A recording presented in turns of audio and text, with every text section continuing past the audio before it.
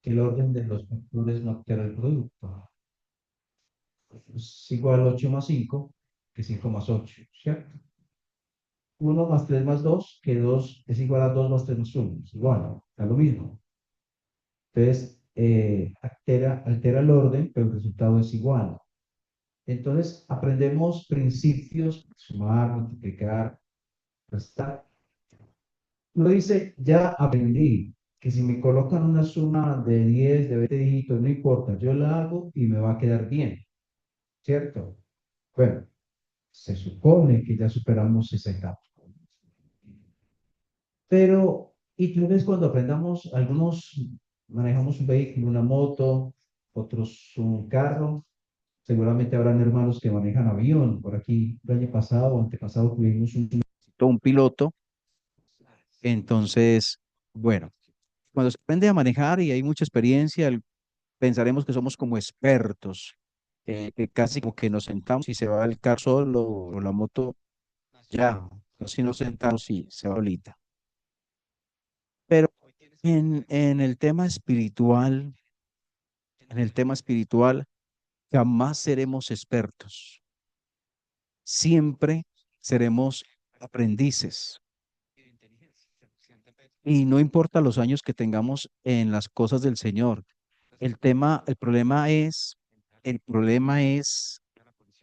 sentirnos que sabemos todo cuando nos falta aprender mucho. Entonces, siempre tendremos que seguir aprendiendo. Yo le voy a preguntar algo, no conteste, sino piénselo. Si se acerca un niño y le pregunta, un niño le pregunta a usted, ¿cómo orar?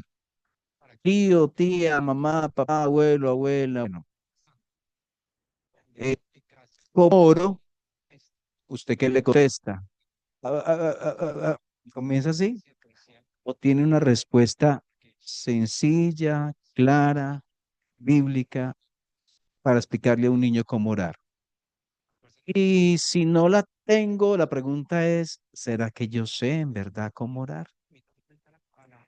Y la otra pregunta puede ser, mm, ¿qué es orar? ¿Cierto? Y el niño, papá, ¿qué es orar? Y usted, de pronto le dirá, orar es el tiempo que tenemos por allá cuando nos reunimos los miércoles. No, eso no es orar. ¿Qué es orar según la Biblia? Entonces, hoy quiero que pensemos un poco acerca de la oración. En Lucas capítulo 11, Lucas 11, dice versículo 1,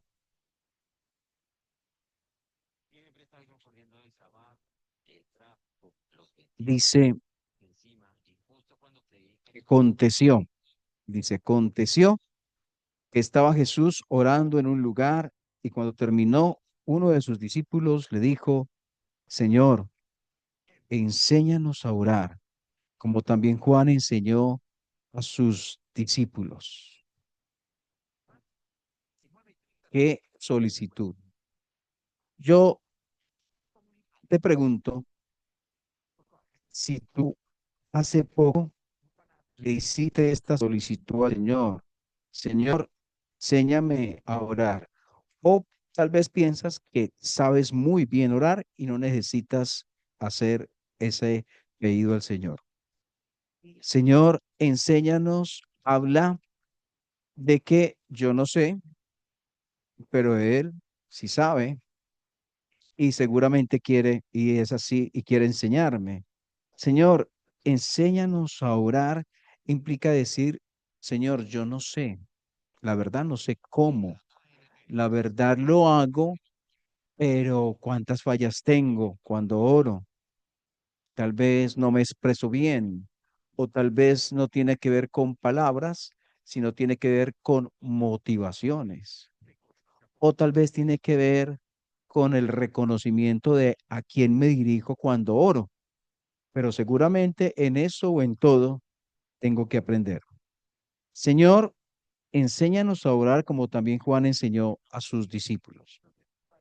Y a continuación el versículo 2 es una respuesta, ni siquiera le dijo, sí, claro, no. De una vez comenzó la lección. Eso fue abriendo la puerta y él entrando.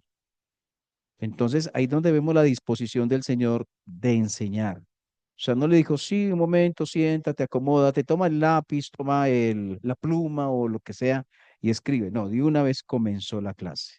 Y les dijo, el versículo 2, cuando oréis, decid, Padre nuestro, que estás en los cielos, santificado sea tu nombre, venga tu reino, hágase tu voluntad como en el cielo, así también en la tierra. Entonces dice, cuando oréis, decid.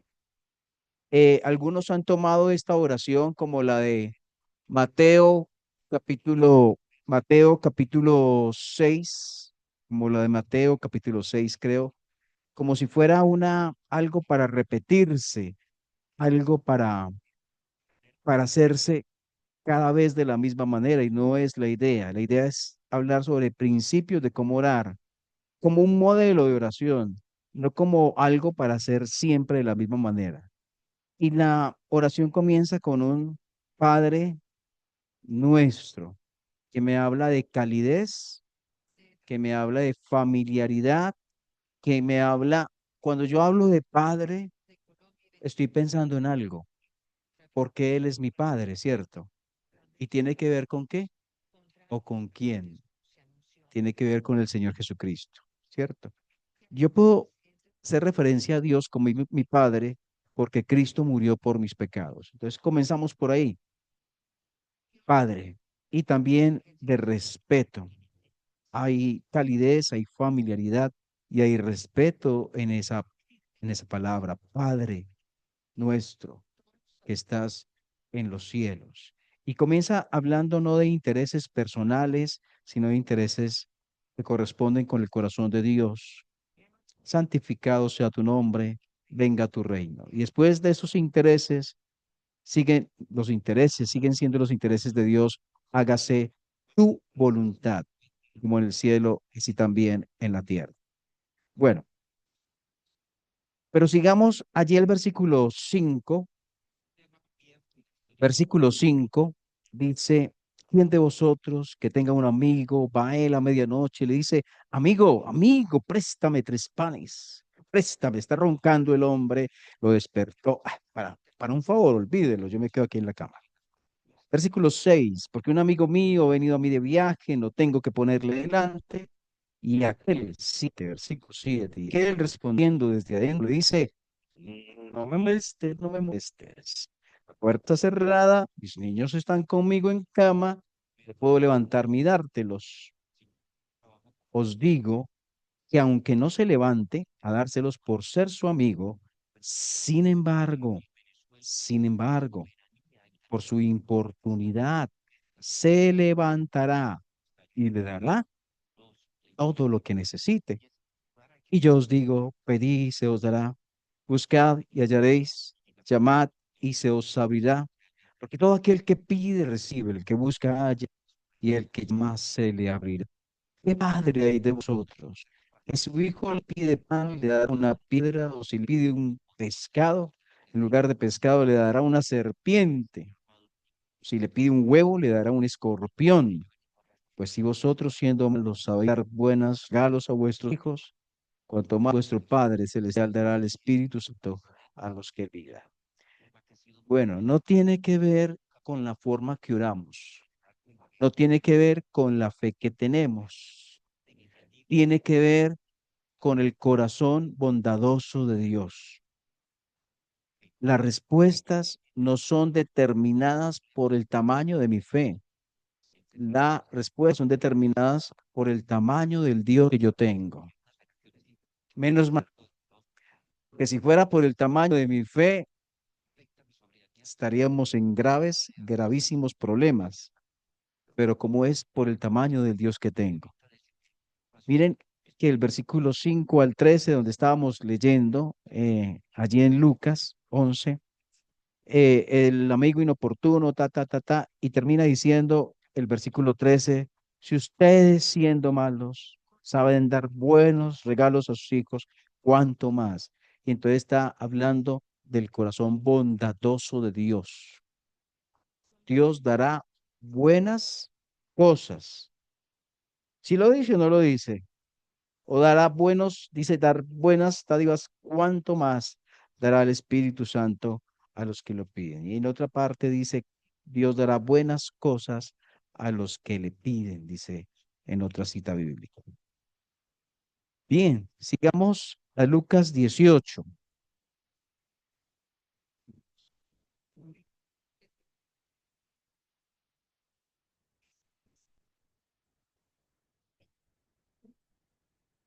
Lucas 18, entonces estamos hablando, en primer lugar, hablamos de estar dispuesto a aprender, de decirle, Señor, enséñanos, quiero aprender cómo orar. En segundo lugar, estamos hablando del corazón bondadoso de Dios en Lucas 11, versículos 5 al 13. En tercer lugar, miramos en Lucas 18, versículo 1. También le refirió Jesús una parábola sobre la necesidad de dar siempre y no de fallar. Pregunta, pregunta. ¿Quién tiene la necesidad de que oremos? ¿Dios necesita que nosotros oremos? ¿O quién necesita? Porque ahí habla, también le refirió Jesús una parábola sobre la necesidad. ¿Quién tiene la necesidad de orar siempre y no desmayar? Nosotros. ¿Qué significa necesidad? Necesidad habla de una cosa que es vital en el contexto bíblico, de una cosa que es vital para mi existencia. Es vital que tengo que vivirla, que tengo que experimentarla, que tengo que desarrollarla, que tengo que practicarla. Debería hacerlo no en el contexto de que tengo un problema y oro, sino en el contexto de que respiro y oro. Entonces, le refirió Jesús una parábola sobre la necesidad de orar siempre y no desmayar. Entonces, ese es orar siempre, es orar siempre. Podemos orar todos los días, ¿sí? Podemos orar todo el día. Cuando yo me levanto y digo, Señor, gracias por este día, gracias. Cuando salgo de pronto y, y veo las nubes azules o grises, el día frío o el día o hay calor, puedo decir, Señor, gracias por el día tan frío, por el sol. Gracias cuando me miro en el espejo, gracias por esta persona tan simpática que veo ahí al frente. Eh, por los hijos que Dios da, por el esposo, la esposa, por la casa. Señor, gracias por este techo expuesto aquí, por esta cama dura, que en esas tablas, también por esa cama dura, por lo que sea. Y estamos orando. Entonces, ahora, yo le pediría el favor de que cuando esté conduciendo un vehículo, usted puede orar. Solo la recomendación es que no cierre los ojos cuando lo haga, en esos casos. Entonces, podemos orar siempre. Usted cuando está conduciendo, va de Armenia a Bogotá, digamos, son 6 horas tal vez. Usted puede estar manejando y dice, Señor, y allí, Señor, gracias. Ah, qué lindo. Ah, Señor, te pido por esto. Señor, qué bueno que esta persona fue el domingo y estuvo por primera vez en la iglesia. Pido por esta persona, por la salvación, porque nos ayudes cómo manejar este tema, cómo recibirle, cómo mostrar interés, amor a esta persona. Y usted está manejando a Bogotá y esas 6, 7, 8 horas que duró el viaje, usted se la pasó orando, ¿cierto? Entonces, bueno, que Primera de Tesalonicenses 5:17, seguramente eso se lo sabe de memoria, y dice, orad sin cesar, sin cesar, sin cesar. ¿Qué tal que irá por ahí el hermano César? No, sin él, no. Orad sin cesar. Entonces, Mateo 6, 7,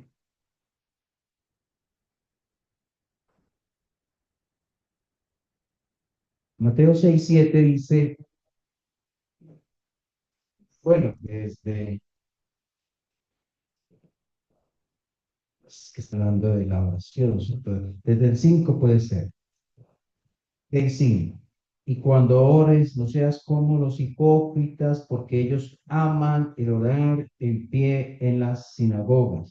O sea, el centro de la oración no soy yo, no es el hombre.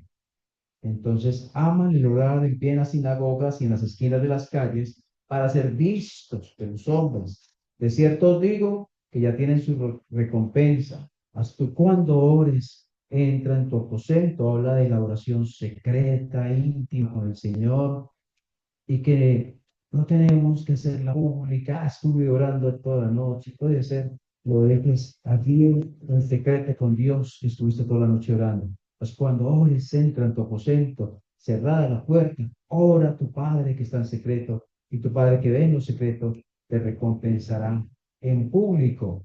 Y orando no se van a repeticiones, como los gentiles que piensan que por sus palabrerías serán oídos. No os hagáis pues semejantes a ellos, porque vuestro Padre sabe de qué cosas tenéis necesidad antes que vosotros le pidáis. Dios no se impresiona por la manera en que yo oro. Ay, tan lindo que ora, tan hermoso. Ay, esas palabras que utiliza. Dios no se impresiona por la forma en que yo oro. Dios ve la verdad detrás de mis palabras. Dios ve mi corazón, ¿cierto? Dios está mirando la fe. Dios está mirando el propósito, el interés, la motivación que me lleva a orar de esa manera. Dios está viendo. Dios nos impresiona por la forma en que uno. Entonces, eh, y terminamos la última cita en, en donde tenemos que terminar y en donde tenemos que iniciar. Marcos 1.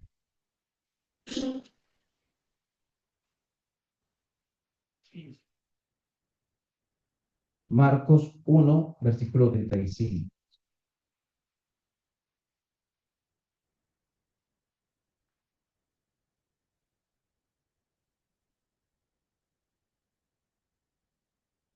Dice, levantándose muy de mañana. ¿Quién? El Señor Jesús. Seguramente estaba desocupado, no tenía nada que hacer ese día. Y como no tenía nada que hacer, se levantó de mañana. No, sabemos que el Señor mantenía muy ocupado, pero se levantó muy de mañana. Y dice siendo muy oscuro, o sea, antes de amanecer. ¿Y qué hizo? Salió, se fue a un lugar aparte. Miren, el momento que busca, el lugar, ¿cierto? Donde no haya distracciones. Salió y se fue a un lugar desierto y allí oraba. Entonces terminamos, les dije que terminamos donde comenzamos y es donde que terminamos en el ejemplo del Señor Jesucristo. Comenzamos en él enseñando ese deseo que muestra el discípulo y ese deseo del maestro enseñar y terminamos el ejemplo de él. La pregunta es si él madrugó a orar. ¿Será que yo necesito tiempo a solas con el Señor? Si Jesucristo, el Hijo de Dios, el sabio Señor, necesitó y buscó tiempo a solas con su Padre, yo cuánto necesito ese tiempo con mi Padre. Entonces, orar no es una obligación, orar es una, Lucas 18, ¿cierto? Es una necesidad. Orar no es una obligación, es una necesidad mía. Dios estuvo en la eternidad. Yo no estaba, Adán no estaba, Eva no estaba, nadie lo oraba porque no había ni ángeles ni nada, y Él siguió siendo Dios. Entonces no es una necesidad de Él, es mi necesidad de orar. Orar no es exigir derechos. Señor, vea que el hermano sí tiene con qué irse a viajar y pasear y yo no tengo nada. Yo mantengo arrancado. Señor, ¿qué pasa? Porque tienes predilectos. Bueno, cosas de esas que son necesidades que podemos decir y orar también. Orar no es exigir derechos, es colocar mi vida en las manos de Él, reconociendo los derechos de Él sobre mí. Orar no es un momento frío e insípido, no.